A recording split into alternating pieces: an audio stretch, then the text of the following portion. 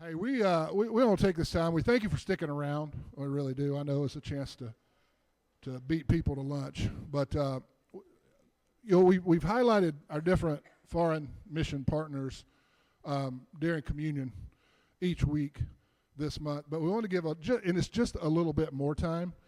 And when Ben and Rob talked about supporting these missions, we'll put some names with faces, right? So if it's Ciudad de Angeles, you'll know that Lori is one that you can connect with. Ukraine, you can connect with Greg or Susie or Washington. So that's the main thing.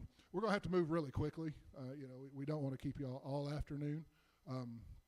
But each person is going to come up and just give you a little more information about those mission partners that we support. And so I'm going to try to give the rest of my time to Lori Sams, and she'll tell you what her role is and her part in it. So Lori. So we came here in 2007 and continued to go on mission trips through here. And then when Mike Stanecki stepped down as the representative, as the anchor congregation on the board, I took Mike's place. So just kind of give you just a little bit of background information. I know that Craig spent a long time last week talking a little bit about it, and so for those who do not know what Ciudad de Angeles is, let me just give you a short snippet of a background. It's a children's home that is in the Yucatan region of Mexico, outside of Cozumel. It was started in 2002 by Phil Waldron. It started off with just little rental houses and has now become a vibrant campus with 6 houses for the children, administration building, a resource and activity building, and now also has a transition house for the angels, is what they call the children there, for the angels who have reached 18 or have finished with their high school. At this time, there are 29 kids on campus, and those are ranging in age of 3 to young adults. I wanted to get started by just telling you a little bit about what the mission statement of Ciudad is, and then tell you a little bit about, as an anchor congregation, how we can work with them. Ciudad's mission statement is to provide a safe and healthy environment based on Christian principles for orphan, abandoned, abused, and needy children living in Mexico. The home raises children to become Christian adults who are responsible citizens in their local communities. And that's the big part of it, is even though most of the sponsors and most of the funding is coming from congregations and people in the United States, it's important that we are not trying to make them Americans. We're trying to make them responsible citizens and Christians in their own local communities. So Ciudad, like I just mentioned, is funded through churches and people in the United States. It's funded through anchor congregations like our congregation, also through children's sponsor programs, and then our general donations. Grace Chapel has been an anchor congregation since we joined in 2007. I'm not sure exactly when they started, because I didn't get that information before. But when I was looking back and trying to figure out what I was going to say today, my first thought was, as an anchor congregation, what does that mean? What does it mean when we say we are an anchor congregation for Ciudad de Angeles? And so as I was looking through it, I came upon this statement in the bylaws of Ciudad that says, anchor congregation is committed to actively and personally be involved in the development of Ciudad. That hit me really hard, or I guess hit me hard as the person who is representing this church. Are we actively and personally involved in that mission? I hope that we can say we are, but that's what I want to kind of touch on today. So what does it mean to be an anchor congregation? Well, some of the things that were mentioned were, of course, the financial contribution that we make, like Mission Sunday. Then also child sponsorship, and then mission trips. And so I want to hit on those three things today. Financial contribution is what is our financial contribution to Citadod is what we send yearly from our Mission Sunday budget. That money goes into what we would call the general fund. In the general fund pays for things like the water, electricity, transportation, beds, the household items. It helps to pay for staff and house parents. And that's what when we say we're sending our money for through our Mission Sunday, those are the things that we're paying for. And then the second part of that is of our part as an anchor congregation is child sponsorship. Sorry, I lost my note right there. Sorry about that. So when Citadod was began, their model for financially providing for these kids was through child sponsorship. That was their main thing. And what their desire was to have American families or families from the United States come to there, visit these kids, see these kids, financially send their money. They wanted to be more than just, I have a sponsored child in this country and I've never seen him, but I just write a letter to him. So out of our congregation that we have right now, our current families, there are 12 families in our congregation that are sponsoring a child. What does it mean to sponsor a child? Well, it's $700 per month is what Citadod is now saying. We'll provide a child's basic need, their food, their clothing, their housing, their private education, their health care, those things like that. It's $700 per month, but each child is divided into 5 units. So, and that would be $140 per month. Now, when you're asked or when you apply to be a child sponsor, they're going to ask you, are you willing to come? Are you willing to give your time? Are you willing to take this on? They started, and now there are some sponsorships now that are done by couples or a single person, but most of all, they started with wanting families. They wanted a family to come down to Citadod, to see what a mother does, what a father does, to show them what it's like to be a sister and a brother. Since they're abandoned children, they don't have that natural home life. They're very, very lucky. At Citadod, they're put in homes that have house parents, and they're raised in unisex houses with boys and girls, so to kind of provide that family feeling and stuff. So being a part of a child sponsor is a way, as an anchor congregation person, that we can be involved with these children. But it doesn't also have to be just a child sponsor. There are other sponsorships that you can do. And they're on the website. And if you visit my table back in there's some cards that has the information for Citadod on it. But there's other ways. It doesn't matter. We have one little boy or girl. I think it's a girl who sends $5 every month to Citadod. We have people who send $25, $100 a month. Some people cannot financially do a whole sponsorship or are able to have the time commitment to go down once a year. But that's another way. As an anchor congregation, we help by providing child sponsors. And then the last one I want to hit on is really my favorite, is mission trips. Each year we send, since I've been here, we have sent down a mission team. And it is the most fun thing that you will ever do. You get to interact with all these cute little faces and children, and when you walk onto the campus, they are excited that you're there. They love to be with you. But we also, by going on mission trips, we do a whole lot more than just play with children. We are involved. Our teams are involved as we go down into being hands-on, helping the campus. We clean, We clean out things. We've done house preps. We've power washed. We have painted. We have organized storage bins and things.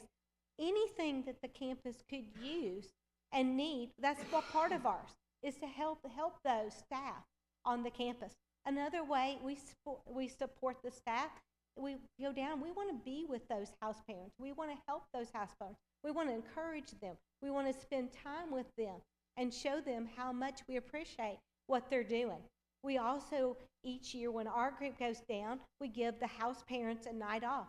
We send each one of the house parents out to a dinner, and we take care of the kids, and we feed them meals and stuff. And then also, as a support to them, we try to help with the spiritual training and mentoring of the children. We do VBS, we teach Bible lessons, we do English lessons, we do STEM projects, service projects. And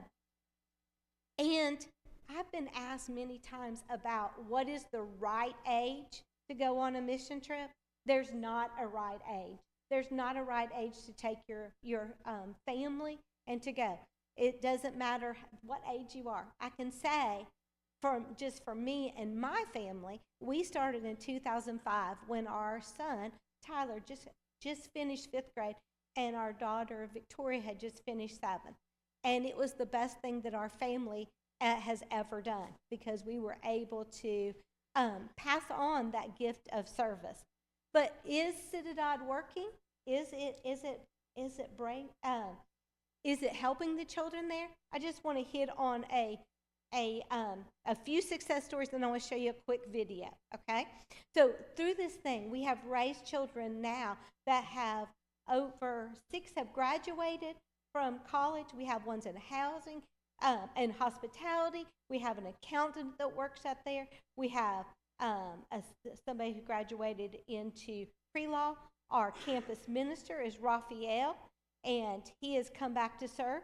We have 4 that are currently in college and 1 in medical school. And I'd like to end by showing you just a little bit of clip from Raphael, where he's going to tell you a little bit about what Citadod did for him. Thank you.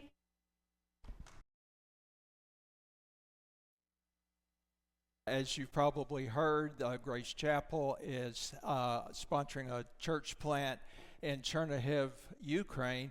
I got to speak about it just a couple of weeks ago during the offering, so I didn't want to repeat myself and say the same story. So today I want to give you a little bit of the history and background of the work of the church in Ukraine, and in doing so, with a little history, you can see where this church plant in Chernihiv fits into a bigger picture.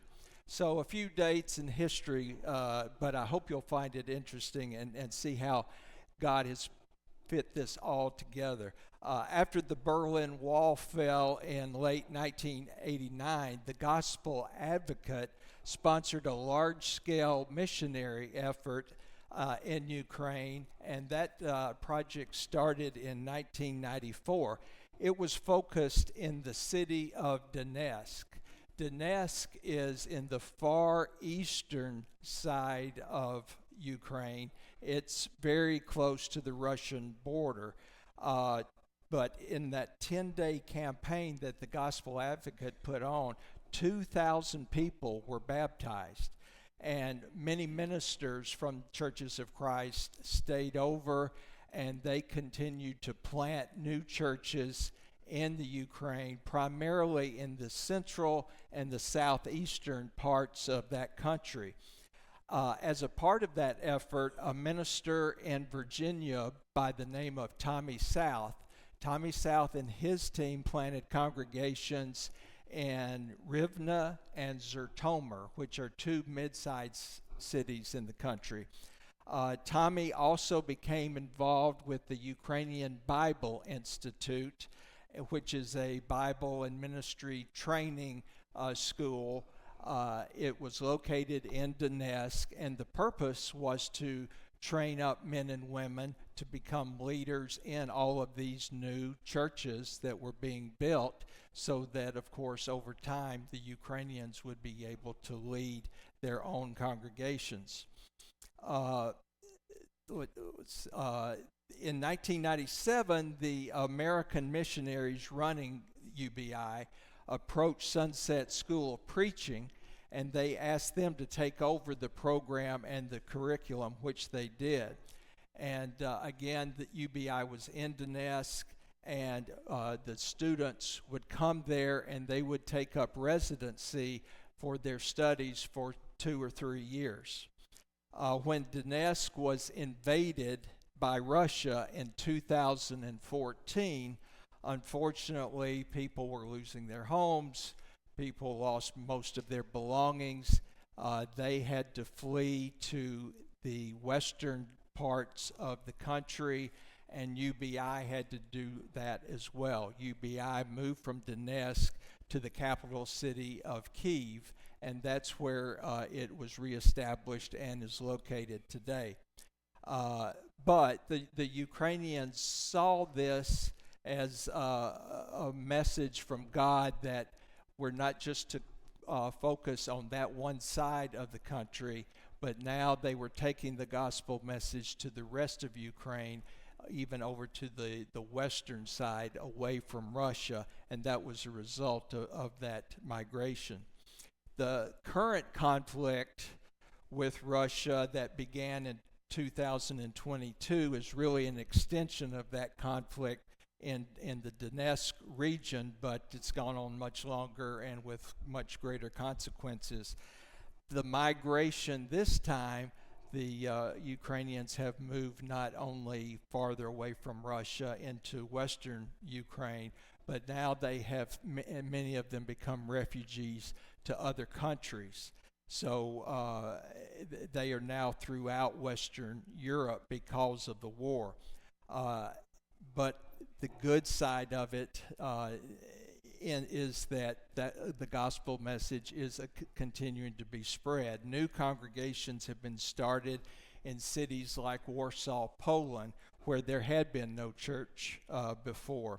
A new church in a vacant Church of Christ building in Elbląg, Poland, now exists. It used to be a Church of Christ. It had fallen away. Now it's revived with Ukraine refugees in the same building that they used to have the congregation. Churches in cities like The Hague, Netherlands, and Zagreb, Croatia, have expanded ministries that they already had in place. They were already working with refugees. Now they're working with the Ukraine refugees, and their congregations have been bolstered. In Greece and Croatia, the service to refugees is actually an expansion from people who were coming to them from the Middle East and from Africa. People in those cities are now learning about the love of God, and many have been baptized. Dozens of Ukrainians and actually hundreds of Muslims have become Christians in the last couple of years in those cities, as these congregations have really been revived to work with refugees, not people of their own city, but people who have been flooding in. And now, because of Grace Chapel's connections with Tommy South, we're now a part of all of this work in Europe and in Ukraine. And that's really where the church plant in Chernihiv comes in. It's the church in Chernihiv was begun just last year, the summer of 2023. The congregation has reached dozens of new people, and they've had 8 baptisms. Our missionaries there are Oleg and Tetiana Pavlenko. They also have their mentors, who are Sergei and Yana Shupashov. And now, as I mentioned a couple of weeks ago, they've added a student intern from UBI who was there with them and beginning a youth ministry. One thing I wanted to point out that I didn't get to mention before, even though the Christians in Chernihiv are undergoing these extreme war zone conditions, and they don't really have that much themselves, but they are heavily involved in benevolence within the city. When Rob was speaking this morning and from Acts 2, and everyone sharing what they had, having things in common, that's the story in Chernihiv. They just in the month of August, they distributed from the church there 60 care packages for young moms in the community. And many of those women expressed a desire to start studying and reading the Bible. And so because of that, they created a brand new women's small group that meets together, all because of that benevolence effort. Other things they do, just in August, they drove across the city to deliver 20 food boxes within Chernihiv to other people, to the residents who are in need. In May, Washington and Marquette Johnson, my wife Susie, and I, we went to western Ukraine, to the city of Lviv, and we got to meet Oleg, Tatiana, Yana, and Sergey in person. We also, during the same trip, we got to go to the congregation that I mentioned in Warsaw and meet with the minister there and see really a unique congregation, and that it was full of Ukrainians in Poland. The worship service was in Ukrainian, not in Polish, and they do have some Polish members, but it was really unique to get to meet them and hear stories about the troubles that they've had and why they're now living in another country because of the war. But while we were in Lviv, Susie and Marquette worked with the women about dealing with the trauma of wartime for the women and also especially for their children. Washington worked with a group of men about the effects of PTSD during and what will happen with them after the war is over.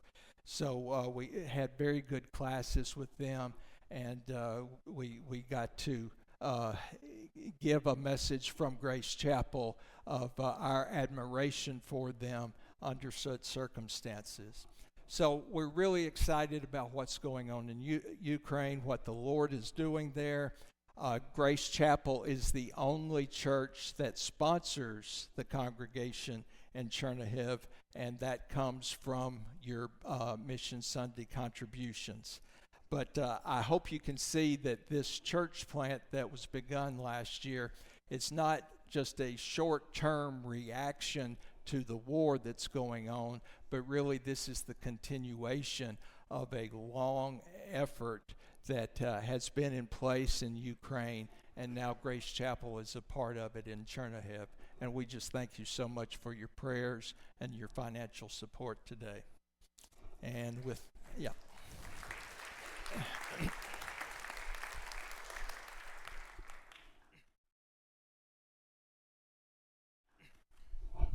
Thank you, Greg. My turn. Talk about Colombia. Just want to give you a little story how we got involved in this work. And I want to start by saying that it's just such an honor and a privilege to work with all these fine people. Fine in the sense that our brother Rob taught us today, you know. So, but it's just amazing to see all the things that are going on, and Colombia is just a small part of that. And I just want to start with a passage. It's in Matthew, at the end of the chapter 9, and it says, Jesus traveled through all the towns and villages of that area, teaching in the synagogues and announcing the good news about the kingdom. And he healed every kind of disease and illness. When he saw the crowds, he had compassion on them because they were confused and helpless, like sheep without a shepherd. He said to his disciples, "The harvest is great, but the workers are few. So pray to the Lord who is in charge of the harvest. Ask him to send more workers into his fields." So I'm sure you have prayed that prayer, that you pray for workers. And And Colombia is just one of the examples of that prayer being answered. So the way this work came, we became involved with this work is one of our members right now that goes to the Spanish ministry. His name is James Montel. He had been involved with this gentleman that is in Colombia. His name is John Jairo Valencia. And they used to go before the pandemic, they used to go with teams where they would do like a vacation Bible school type of thing. And all the children would come and then through that effort is that how they started that work in that area of Colombia, which is Antioquia is the name of the area. Several years passed, the pandemic came, they had difficulties with that work, and the churches that were involved with that work decided they didn't want to be involved anymore. So James came to us asking for help. We started supporting him initially just with a little bit with the work in that other city. Sorry, I'm getting a little confusing here. But then he also had his daughter that is special needs, and he wanted to be in a different area.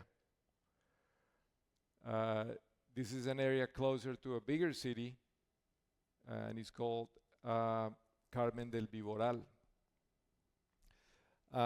So it was just like a joining of like a perfect storm where he was able to be in a place where his daughter could be helped with her issues. She's deaf, but also when he came here, he found out that there was a church that was meeting in this town in Carmen del Viboral. They didn't have a preacher, and they were really struggling. So he joined together. He kind of went there a few times and realized that this was a really group of Christian believers, and so he's deciding to join him. So I'm going to show you some pictures of what's going on there. This is John Jairo and his family. He was telling me that when he first came there, the first person that was interested in coming to church was just the lady that his landlord, and she was having issues with her car, and he just stopped there and then just started talking to her, helping her with her car, and she was just so appreciative, and she was the first person that came to church. Next slide, please. So this is John Jairo and his family. I believe two of these ladies are also came through his neighborhood. Next, please. That's again John Jairo and his wife. Next, please. This is teaching in his home. Next. The first services were held at his house, and this is all those ladies that just from his neighborhood. Now, let me just put this in context. We've been supporting this work since June, okay? So this is very recent. So all these things have happened in just a matter of just a few months, okay?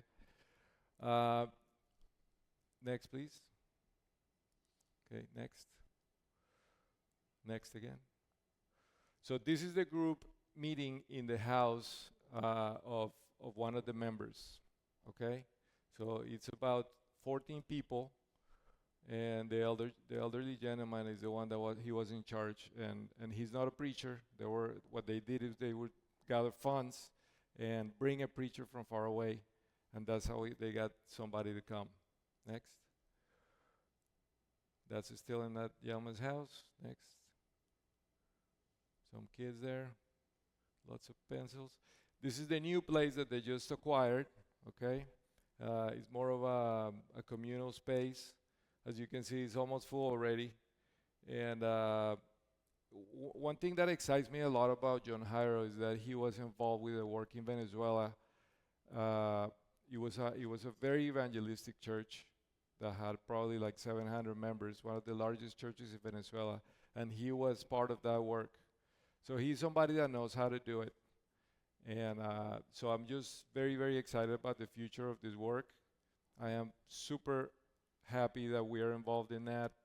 He's a super nice guy, and it's just amazing that the Lord allows us to be a part of these works, to be influence people's lives. You know, every one of these people we will get to meet one day.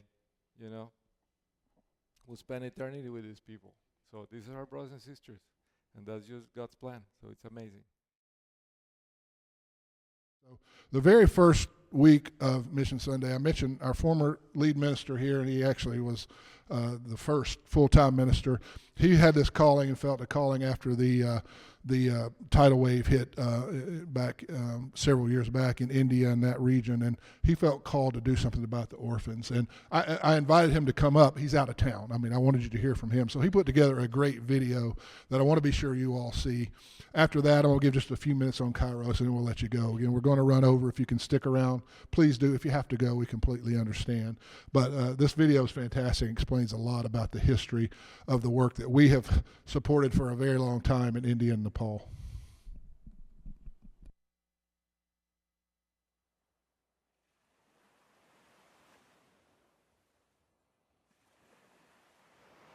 This is where our journey with God begins in India. I'm standing here at the Bay of Bengal. It's along the eastern coast of India.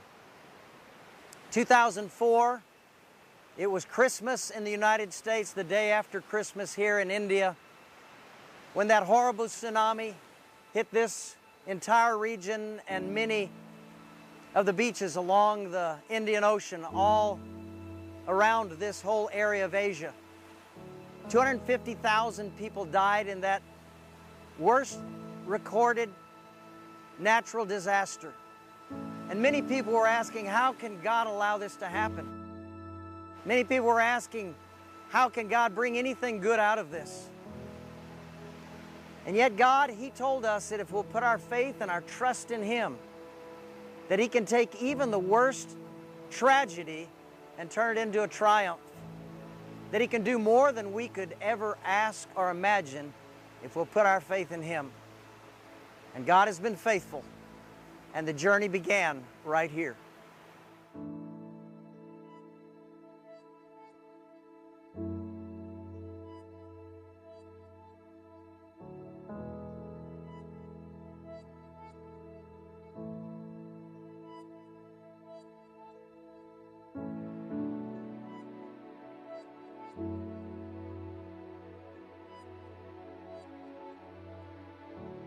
So from the Bay of Bengal, now on top of a orphanage and church building in Angol, India. Why Angol, India? Angol is about 50 kilometers from the Bay of Bengal. After the tragedy of the tsunami, the Chintapalli family began receiving children who'd been displaced by the tsunami. Over 50 children were here, and meanwhile, back in the States, the church was trying to find ways to help. The Grace Chapel Church heard about the Chintapalli family and their need, and so they gave the money, and the Chintapalli family said, we actually need an orphanage to take care of these children. And so the first phase of the orphanage was built. We're in a city of about 500,000 people, and in this city, these children began to come and see the good work that was being done here, and more children were needed. And so eventually we built on to the facility, removed the old small church building that the Chintapalli family had built, and erected this beautiful facility. And with almost $400,000, this has now become the place of influence for this whole area. As the Chintapalli family began caring for the children, there were so many other needs that eventually came along. And God was leading us on a journey that would be a journey of triumph, really, in the midst of the tragedy that had taken place just 50 kilometers from here. And so we've been a part of that journey. And the Chintapalli family have been blessed to take us along in that journey. The short video that you just saw was actually produced about 9 years ago, whenever I resigned as the preacher of the Grace Chapel Church and began full-time work focusing on the India mission. And as we began, we found there was very little opposition.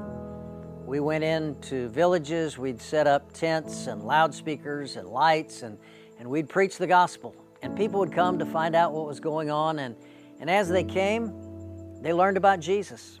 And many were coming to know more about Him and eventually putting their faith in Him. It was an exciting time. And as we would go into those villages, we met those who were really suffering, the widows, the orphans, the people with leprosy, the people suffering from AIDS, and we started providing all the help that we could. And the government seemed to be pleased that we were there. The people were happy that we were there.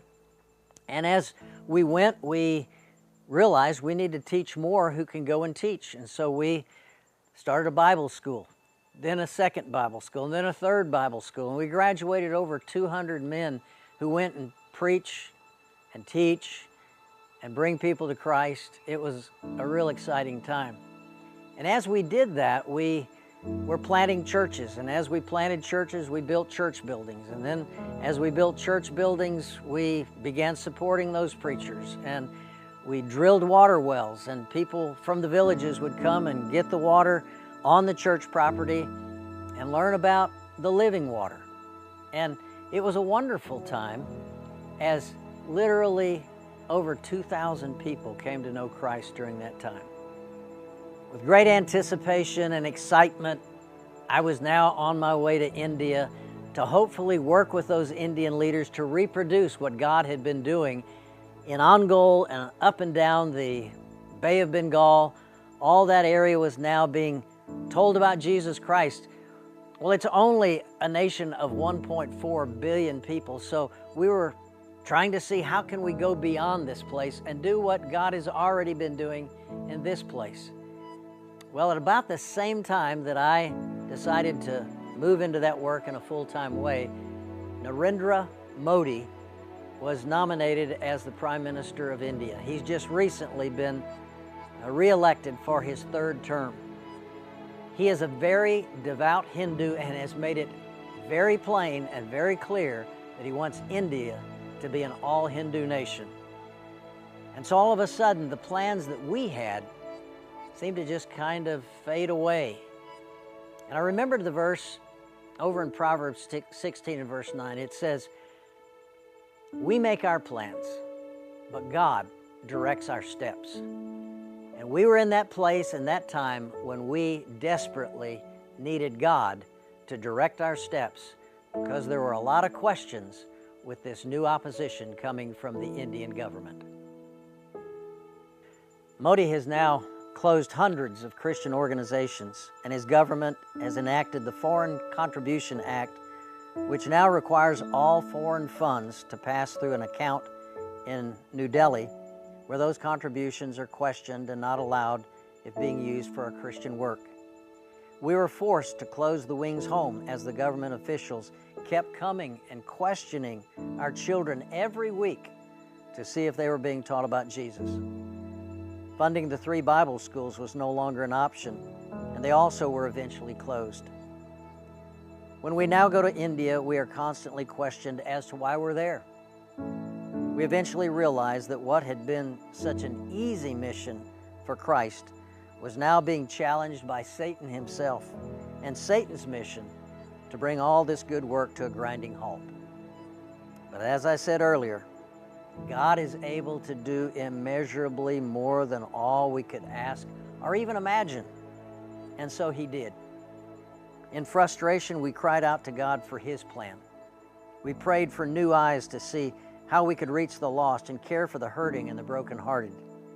We could no longer send money from the church to provide support to the suffering, so we began the nonprofit 127 Pure that doesn't specifically mention any Christian works, but the good work that we're doing, but the name comes from Scripture itself.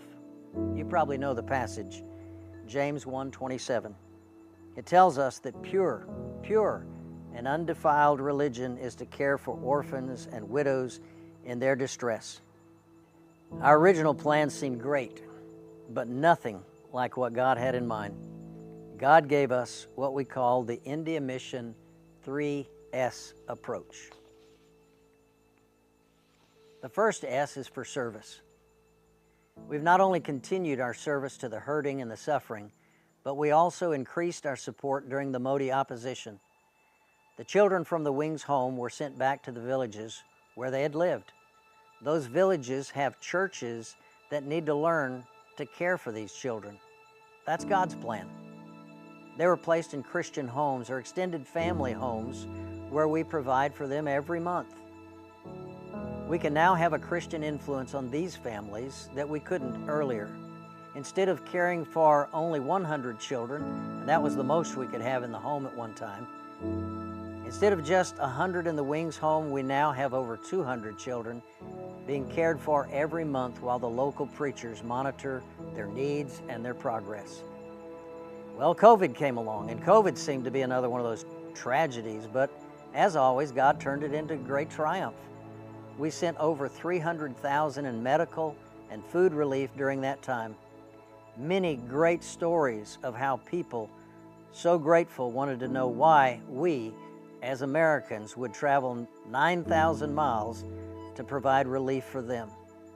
We were in India on March of 2020. Roxy and I were there when COVID began to shut down the world.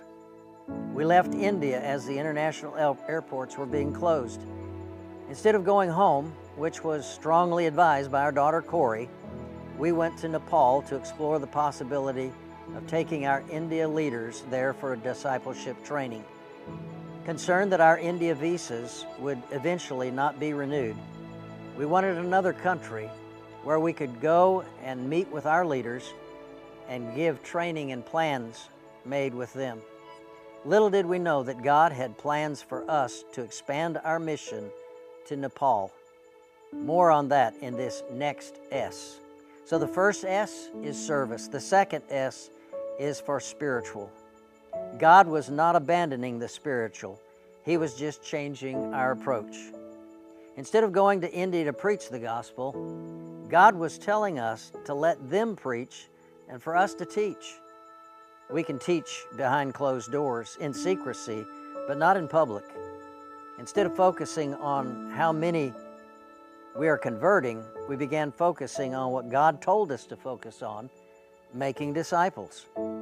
So I'm working with Rama to develop discipleship training that first helps converts become true disciples so they can begin to make disciples, men and women as disciples trained to be one, to make one. Because of Modi's desire to be an all-Hindu nation, Christians are facing persecution, and India is now among the top 10 nations that persecute Christians. But obviously, Modi didn't read the history of the church, because the church always grows more when facing persecution. And as a side bonus, we now have something in common with the Indian Muslims. They too are being persecuted. Because of this, I've developed some good Muslim friends who I hope to eventually bring to Christ. As I mentioned earlier, our trip during COVID to Nepal was a providential journey where God led us to Benjamin, a young Christian missionary with a passion to bring the gospel to every district in Nepal where the gospel has not been shared with the lost. He's modeled his work after our India mission. Benjamin was raised in a Christian orphanage and has a real passion for orphans and single moms trying to provide for their children. We now fully support Benjamin and have been twice to encourage him and the new Christians. The third and final S is for sustainability. Funding all this good work has been a great challenge because of the Indian resistance and the struggling donor base in America. Donors eventually tire of giving every month to keep the good work going. That really wasn't God's plan to start with. You've surely heard the question, is it better to give a person a fish or to teach them to fish? Well, the fish we're giving is dwindling over time, and God put it in our hearts to begin exploring ways to help these good people to fish for themselves and learn to provide even for others. We explored several options and landed, believe it or not, on the garment industry. We're now training widows and poor women in India and Nepal to sew. They're now able to provide for their families and help support the church. At their graduation from the program, the women are given their sewing machines so they can begin to provide for themselves and their families and even help others.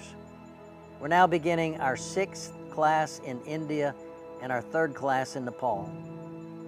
Kerry Teal, who is a member at Grace Chapel, moved to Houston, and he's now on the 127 Pure Board, and he had a great vision for sustainability.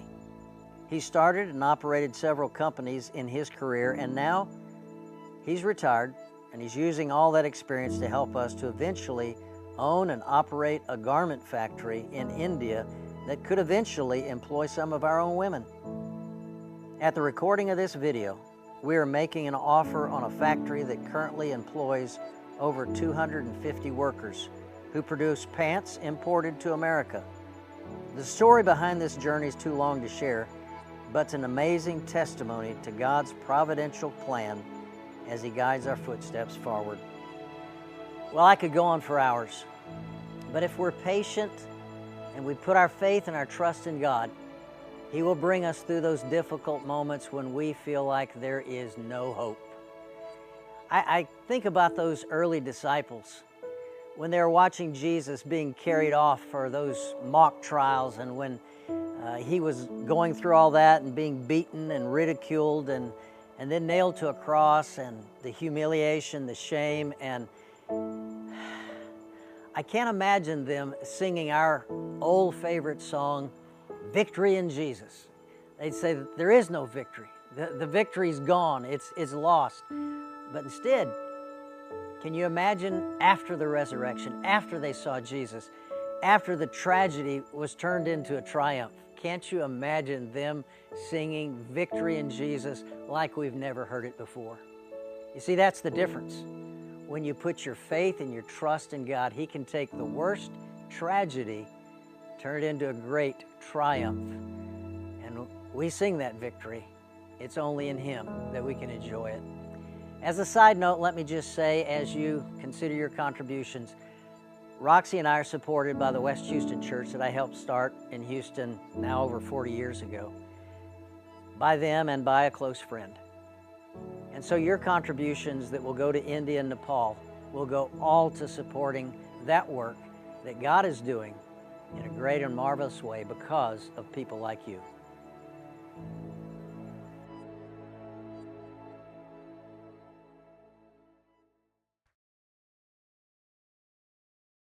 One little quick thing. Last week you heard a little bit from Craig. Craig couldn't be here either on Kairos. The dot on the map of Mexico, it's actually Central America. Victorino Calderon, he was a businessman in Cozumel, and he came to know Christ, and he wound up being a preacher there at one of the local congregations. And then it's really, he's very tied closely with Ciudad de Angeles. And so he felt called to go all throughout Central America. And, I know Craig showed the map. I used to love, Victorino would send us updates, and it would have lines of his travel. And it reminded me of the old Bibles, right, that had the maps of Paul's journeys. And Victorino is doing that, right? He supports the Bible Institutes. They are making disciples who make disciples. And the most exciting recent thing is he's been able to go into Cuba, and that's huge.